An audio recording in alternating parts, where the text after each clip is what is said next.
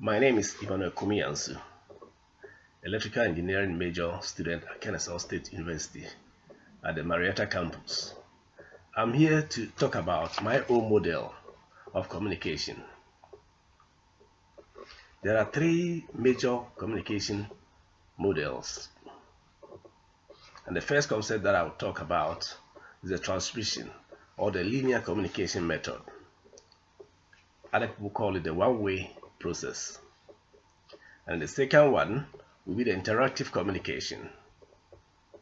The third, but not the least, will be the transactional communication model. So first, let's discuss what is transmission or linear communication. This is the process by which a sender encodes an information through a medium, and the information is decoded by the receiver without a feedback.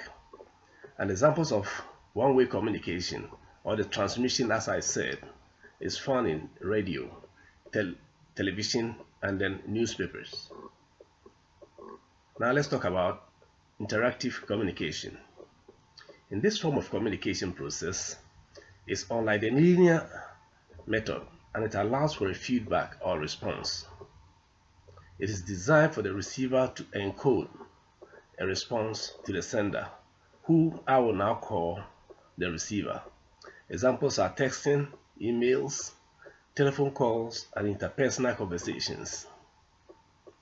Now the last one that I will discuss will be the transactional communication. As the name implies, it's transactional. It involves two people. In this model, both senders and receivers encode and decode their messages in their own context. Messages in this model can flow simultaneously in transactional way, irrespective of participants' educational and cultural backgrounds. And many times this is done in such a way that messages through communication form socio-cultural relationships between sender and the receiver. An example of this presentation is by multiple sources persons in an interactive presentation.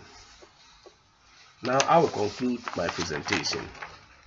In conclusion, the transmission method only sends out information with no instant feedback from the receiver.